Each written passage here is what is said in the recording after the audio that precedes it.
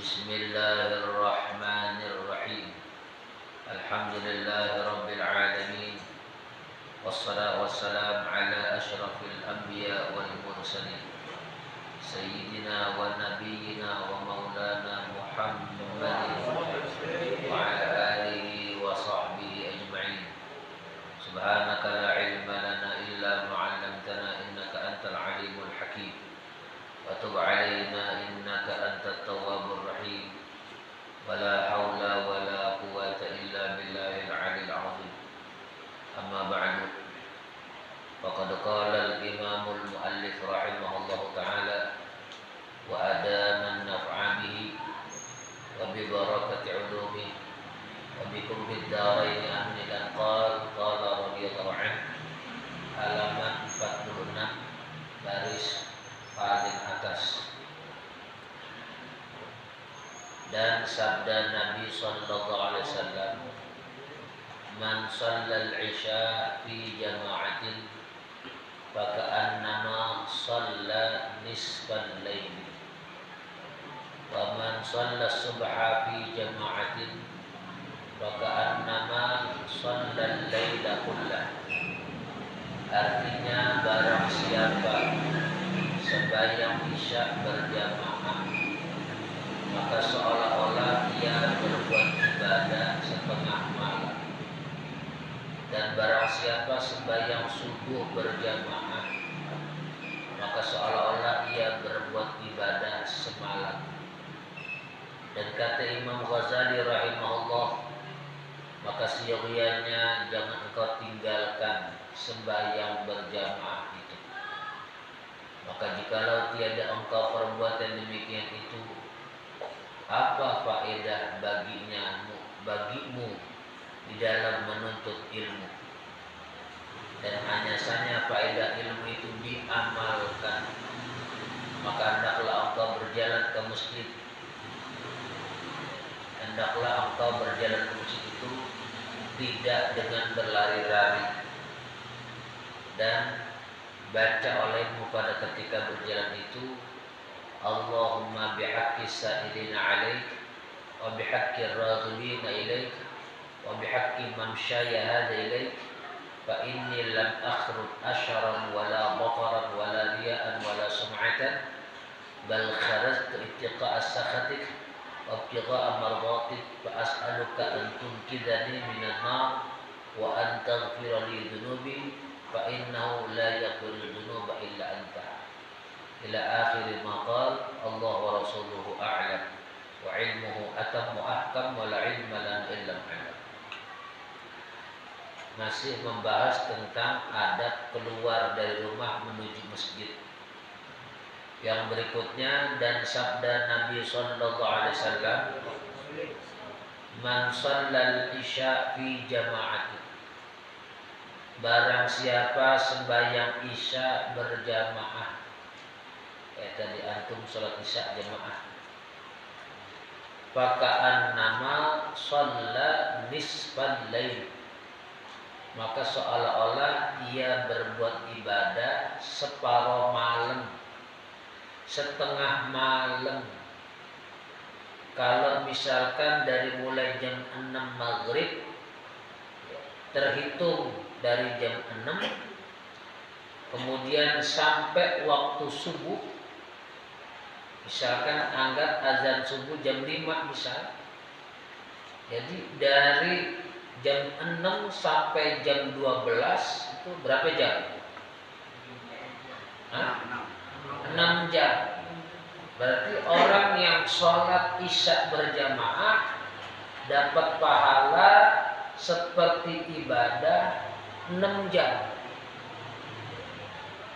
Kita nggak mampu ibadah 6 jam. Tapi Nabi kita Muhammad SAW memberikan bimbingan dan tuntunan buat kita umatnya, karena sayangnya beliau kepada kita. Laqad ja'akum rasulun min anfusikum azizun 'alaihi ma 'anittum harisun 'alaikum bil mu'minina raufur rahim. Sallu 'ala sayyidina Muhammad. Laqad ja'akum rasulun min anfusikum. Sungguh benar-benar telah datang seorang utusan Allah kepada kalian dari jenis kalian. Ada yang membaca min anfasikum. Di kalangan ulama qiraat, telah datang pada kalian yang paling istimewa, sallallahu alaihi wasallam Muhammad. Itulah junjungan kita Nabi Muhammad sallallahu alaihi wasallam. Azizun alaihi ma anittum. Nabi Muhammad sallallahu alaihi wasallam itu menderita apa yang dirasakan oleh umatnya. Umatnya sedang sakit sengsara, Nabi Muhammad terbawa ikut sedih. Sallallahu alaihi wasallam Muhammad. Harisun alaikum. Nabi Muhammad itu pengen banget membawa kita masuk ke dalam surga, supaya kita selamat dari api neraka. Cuman banyak umatnya yang kagak mau ikut Nabi. Diajarin yang baik, ada ngelawan, nentang, mengkritik Nabi. Na'udzubillah.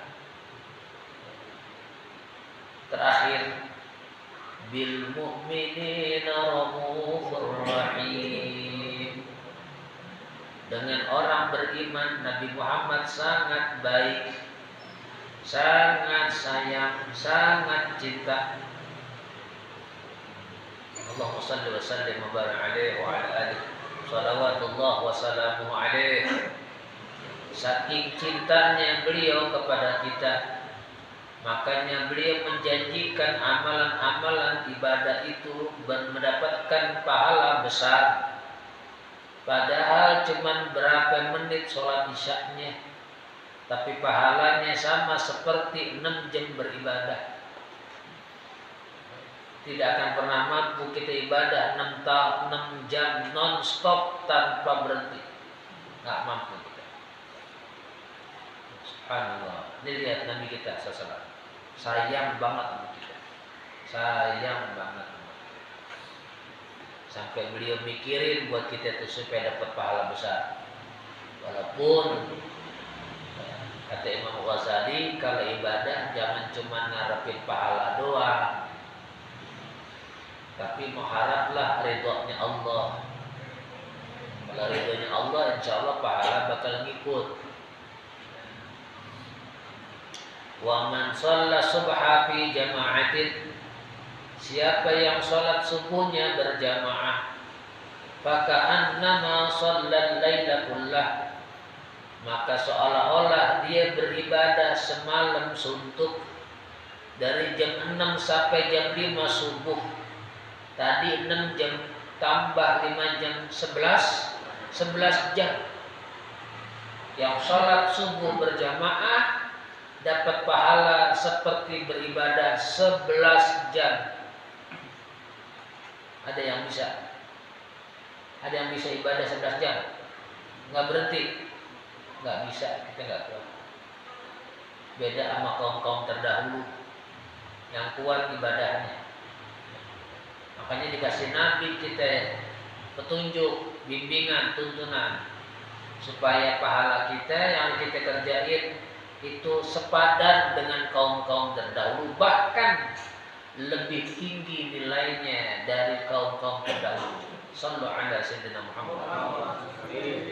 Berkah Nabi Muhammad. Nih, lihat fadilahnya coba.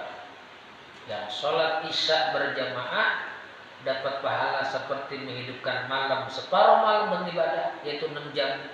Dan siapa yang sholat isya berjamaah, sholat subuh berjamaah, dapat pahala seperti menghidupkan semalam suntuk dengan ibadah. Masya Allah, tabarakallah.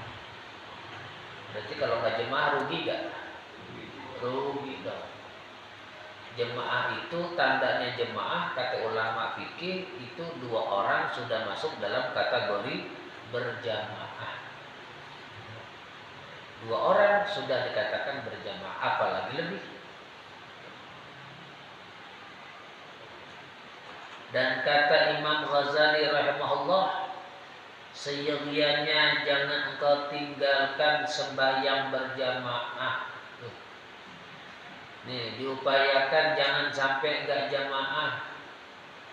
Bahkan ada keterangan hadis, seandai kata ada orang yang sudah sholat berjamaah, kemudian ada saudaranya yang sholat sendirian, dia boleh bantu saudaranya tadi sholat lagi yang kedua kalinya, dapat pahala sunnah karena membantu saudaranya agar dapat fadilah berjamaah. Paham nggak? Cuman sekali doang. Bagaimana? Iya, jadi makmum. Kalau jadi imam wajib niat jadi imaman. Kalau dia jadi imam, wajib niat jadi imaman. Maaf dipotong. Tadi udah sholat jamaah. Bisa jadi makmum. Sekarang kalau temen dia sholat jamaah yang sendiri. Itu khusus untuk jadi makmum apa boleh imam? Boleh jadi imam. Boleh jadi imam. Boleh jadi imam, boleh jadi makmum. Boleh. Dapat pahala sunnah. Kenapa? Nolongin saudaranya supaya dapat fadilah jamaah. Dalilnya dari Quran. Wa ta'awanu 'alal birri wat taqwa wa la ta'awanu 'alal itsmi wal 'udwan. Shadaqal 'azim. Wallahu a'lam radih. Saling tolong-menolonglah kalian dalam kebaikan dan jalan takwa. Jangan tolong-menolong dalam perbuatan dosa dan permusuhan. Ini nas Quran. Disuruh saling tolong-menolong. Kenapa? Untuk menghasilkan pahala berjamaah. Asal sekali doang, jangan kedua kali. Wah, ada lagi jamaah datang sendirian nih. Aneh jamaah lagi deh, jangan. Sekali doang. Itu ngebantu saudara. Saking pentingnya sholat berjamaah. Ya, jamaah itu kan kumpul, ya, berkumpul.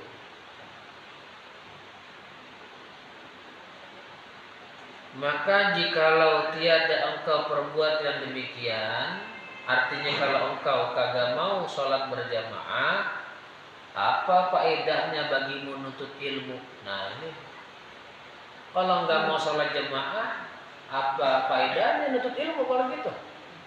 Berarti ilmunya nggak memiliki buah, nggak ada hasil dari menuntut ilmunya. Cuman menang ngomong doang, menang ilmu doang, pengamalannya nggak ada. Nah ini buahnya orang menuntut ilmu, ngamalin perintah Allah, perintah Nabi. Ini diantaranya sholat berjamaah. Itu tandanya ilmunya bermanfaat. Itu salah satu diantaranya tuh. Tanda ilmu kita bermanfaat kalau sholat senangnya berjamaah. Itu tanda ilmunya bermanfaat. Jadi kalau nggak mau jamaah, kata beliau, apa faedahnya kamu nuntut ilmu kalau begitu? Jadi ngapain kalau gitu nuntut ilmu? Nah ini, kan nuntut ilmu harus ada buahnya yang dihasilkan. Sama aja orang nanam pohon, nanam tanaman, pasti ada diharapkan apanya? Hah? Buahnya, hasilnya, panennya. Sama aja orang beribadah gitu juga. Orang menuntut ilmu begitu juga. Harus ada buahnya. Apa buahnya? Ya pengamalan. Di antara pengamalan, ya sholat berjamaah. Jadi kalau orang udah ngaji, pengennya sholatnya sendirian aja, itu tandanya ilmunya nggak manfaat. Alhamdulillah. Dan hanya saja faedah ilmu itu diamalkan. Tuh nih. Jadi kita udah ngomong nih, pengarang kita udah ngomong sekarang. Menuntut ilmu itu faedah tadi. Dan hanya saja faedah ilmu itu diamalkan. Mengamalkan ilmu. Kalau kita nggak ngamalkan ilmu, nanti Allah Ta'ala takdirkan orang lain yang ngamalkan ilmu, kita nggak ngamalkan ilmu. Alhamdulillah. Akhirnya orang yang dapat berkah, kita nggak dapat berkah. Karena kita nggak mau ngamal ilmu.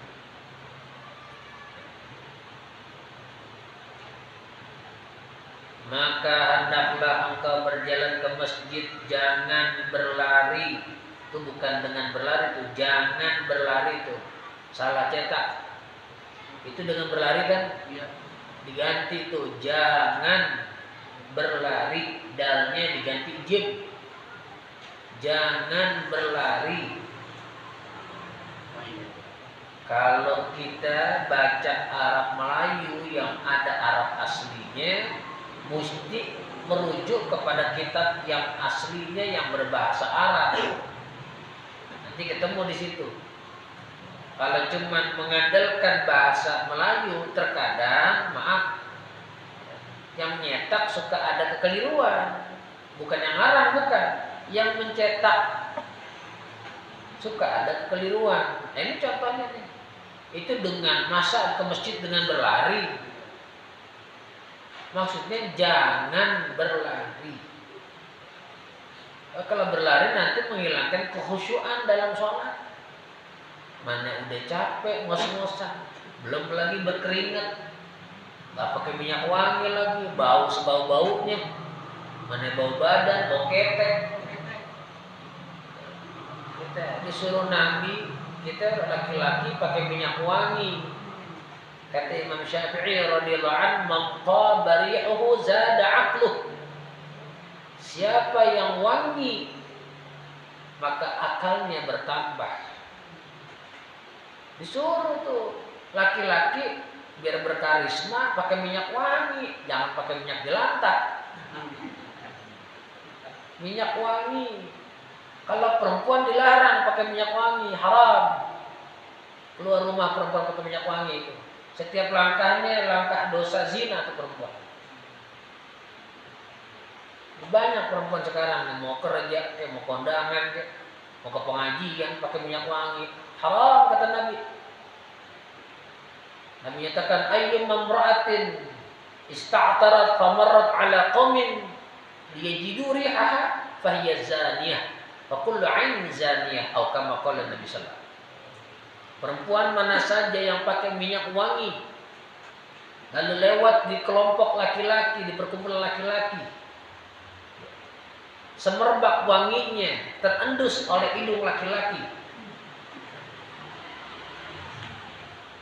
maka dia berdosalah jalannya. Setiap mata yang memandang dia pun ikut terbawa dosa. Itu zaniyah disebut di dalam karya Syekh Al-Bantani. Hukumul jan fi huquqiz zawjain, az-zaniyah bermakna ay asimah. Berdosa itu perempuan. Satu langkah ini dosa, dua langkah ini dosa, tiga langkah ini dosa. Terus sampai tempat tujuan dia sampai dosa terus. Sampai balik ke rumahnya dosa terus. Sebelum harumnya hilang, masih nyantel di harumnya kan di badannya kan di pakaiannya, dosa terus tuh perempuan keluar rumah. Ya mbak, kalau nggak ngaji itu perempuan, nah gimana coba? Gimana suaminya itu yang membiarkan bininya keluar rumah pakai minyak wangi, kebawa lakinya itu ikut dosa. Itu Nabi ngasih tahu supaya kaum perempuan selamat dari fitnah laki-laki. Nikah enggak, belum nikah di depan gedungnya udah berdua-duaan. Apa namanya? Hah? Bukan pacaran. Foto yang bersama tuh apa namanya? Hah? Selfie. Apa? Prawedding. Wah, Bang Adi tahu. Prawedding. Akad nikahnya belum. Akad nikahnya belum. Udah gambar berdua. Yang satu begini nih. Nih yang saya pernah lihat. Yang laki nih, yang perempuan. Ya, salah gambar di atas. Hah? Perempuannya di atas. Perempuannya di atas, lakinya di bawah, kan PA. Itu banyak sekarang. Banyak sekarang. Di pernikahan kita ngomong disalahin sama orang. So alim banget Pak. Yang paham aja. Lah pada itu di hadis ada, bukan kita ngada-ngada. Cuma kita ngomong asbun, asal bunyi, asal goblek kata orang Betawi. Ada dasarnya kita ngomong. Cuman karena orang ngikutin nafsu, nggak mau ngikutin Nabi, malah dibenci kita yang ngasih tahu begitu. Yang pesan nih, Bang Andi kalau nikah, ngerti itu? Emang belum. Apanya? Belum 2 kali. 2 kali. Jangan dipasang dulu tuh. Pakai prawedding tadi tuh fotonya, kan belum nikah dia tuh. Belum ijab kabul. Udah foto berdua. Pas akad nikah pakai kerudung lagi. Imam nih. Imam kagak. Yang laki kerudungnya, perempuannya di kerudungin. Kan belum akad nikah. Jangan dulu Mam. Nah, jangan juga pasang profil bini kita tuh di handphone. Tuh. Bini ente cakep masih muda. Umur 20 tahun. Aldo 25. Bini siapa ini? Bini Aldo. Ya Allah cakep banget tuh. Jadi fitnah kita yang mandang tuh. Ganti. Dia enggak ganti. Baju batik. Dia enggak. Pemandangan.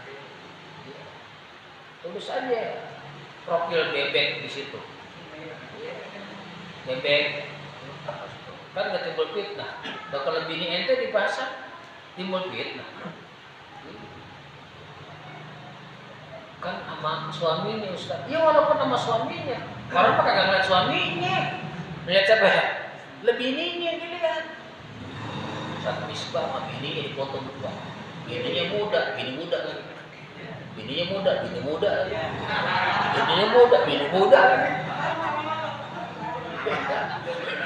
Umurnya 18 tahun. Bang Adi kuliah. Subhanallah, Ustaz Misbah bini cakep banget. Coba jadi bini gue tuh. Hah? Emang beras apa bulan?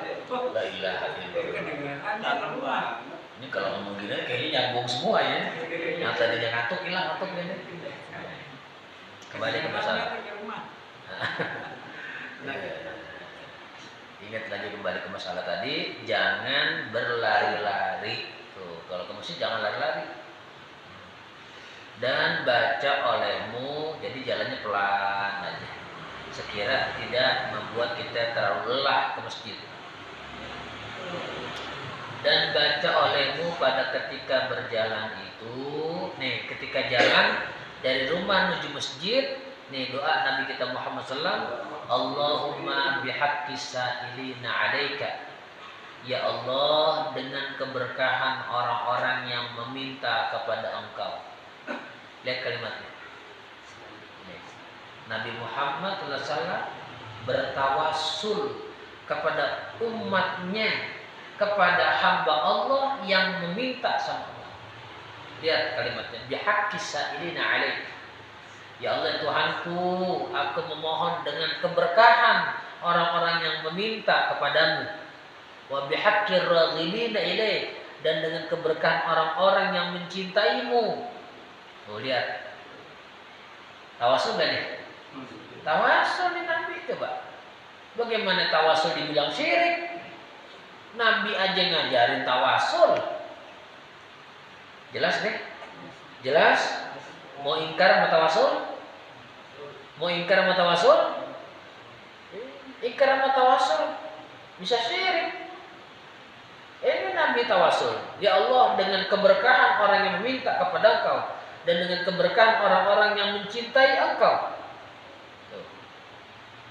Wa bihaqqi mamsyaya hada ilaik, dengan keberkahan perjalananku ini kepada Engkau. Lihat, perjalanan, jalan dari satu tempat ke tempat yang lain.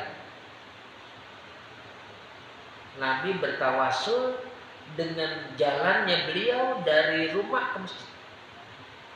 Berarti tawasul dengan apa? dengan amal. Tawasul dengan amal. Boleh. Ya Allah, dengan keberkahan baca Quranku ini ya Allah, dengan keberkahan hataman Quranku ini ya Allah, dengan keberkahan surat Yasin yang aku baca ya Allah, dengan keberkahan surat Tabarak yang aku baca, dengan keberkahan surat Waqiah yang aku baca, dengan berkat salawat yang aku baca, aku minta ini. Boleh. Ini Nabi memberikan contoh dan ajaran bahwa beliau bertawasul dengan amalnya.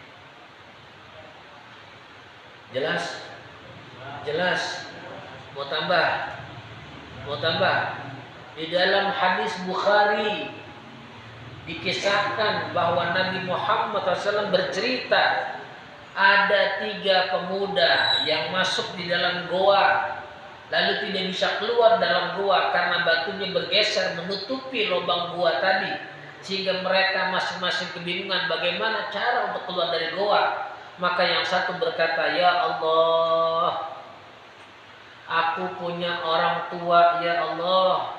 Aku tidak mau makan kecuali orang tuaku makan terlebih dahulu. Aku tidak mau minum kecuali orang tuaku minum terlebih dahulu. Aku tidak mau tidur kecuali orang tuaku tertidur terlebih dahulu. Dengan keberkahan amalku memuliakan orang tuaku, mudahkan agar gua ini terbuka ya Rabb. Dengan izin Allah, dan dia yakin dengan kebesaran Allah Ta'ala, itu batu yang nutupin gua mulai bergeser sedikit. Tawasul dengan apa? Tawasul dengan apa? Dengan amal. Yang kedua, ya Allah, aku punya sepupu perempuan cantik. Aku menginginkan dia ya Allah. Dan ketika aku sudah berada di atas tubuhnya, dia berkata, jangan kau letakkan cincinmu di tempat yang tidak halal. Timbul rasa takutku kepada engkau sehingga aku jauhi sepupuku yang sebetulnya aku mampu untuk menggagahi dia. Tapi aku timbul takutnya kepada engkau, aku tinggalkan sepupuku ya Rabb. Terimalah amalanku itu ya Rabb. Dan dengan berkah amalanku ini, bukakan lubang goa ini ya Rabb. Dengan izin Allah, batunya bergeser lagi sehingga mulai terlihat sinar matahari masuk ke dalam goa. Yang ketiga, meminta lagi, ya Allah, dulu aku punya pembantu yang gajinya aku puter untuk menghasilkan ya Rabb, dan sudah banyak hasilnya sampai ratusan ekor kambing yang semuanya itu adalah hasil dari gaji pembantuku. Ketika pembantuku datang bertanya, Tuan, itu milik siapa kambing-kambing itu? Aku katakan kepada pembantuku, itu milik engkau semuanya. Itu gaji engkau yang aku belum kasih. Aku usahakan, aku putar jadi duit. Itu milik engkau semuanya. Pembantu aku itu tidak pakai ngomong lagi. Semua diambil kambingnya tanpa mengucap terima kasih. Dan aku ridho. Karena memang itu bukan milikku ya Rabb. Keikhlasan aku melepas semua kambing-kambing tersebut. Ya Allah, mudahkan agar gua ini terbuka. Dengan izin Allah, batunya bergerak lagi sampai mereka bisa keluar dari gua. Lihat, tawasul dengan apa? Tawasul dengan apa? Dengan amal. Boleh, sah. Tidak syirik, tidak bertentangan dengan hukum agama. Jelas tuh. Jelas tuh. Seorang sahabat Nabi yang buta matanya datang menghadap Nabi Muhammad SAW. Ya Rasulullah, ya Rasulullah, doakan aku ya Rasul, mataku ini buta. Aku pengen melihat lagi ya Rasulullah. Apa kata Rasulullah SAW? Wuduklah engkau. Setelah wudu kau minta sama Allah, Allahumma inni atawassal ilaika wa atabarrak ilaika bihabibikal Mustafa an taqdiya hajati. Ya Allah, dengan keberkahan dan aku bertawasul dan mengambil berkah dengan Nabimu Muhammad SAW. Ya, Nabi nyebut namanya langsung. Apa Nabi membanggakan dirinya sebagai Nabi dan Rasul? Tidak. Itulah bagian daripada tahaddusan bin ni'mah. Nabi bersyukur kepada Allah, diangkat Allah jadi nabi dan rasul. Lihat nih. Dengan berkat nabi yang ummi, sembuhkan mataku ya. Dengan izin Allah, sembuhlah mata sahabat. Ya. Nabi langsung yang mengajarkan tawasul kepada sahabatnya dengan menyebut nama beliau sendiri. Bagaimana tawasul dibilang syirik, nyalahi aturan agama, sementara Allah sendiri berfirman dalam Al-Quran, ya ayyuhalladzina amanu taqullaha wabtaghu ilaihi alwasilah, al-ayah wallahu ala muradih. Hai orang yang beriman, takwalah kalian pada Allah dan carilah, disuruh Allah, wabtaghul wasilah, carilah jalan, carilah jembatan, carilah sarana yang mendekatkan diri kepada Allah. Apa diantaranya? Bertawasul.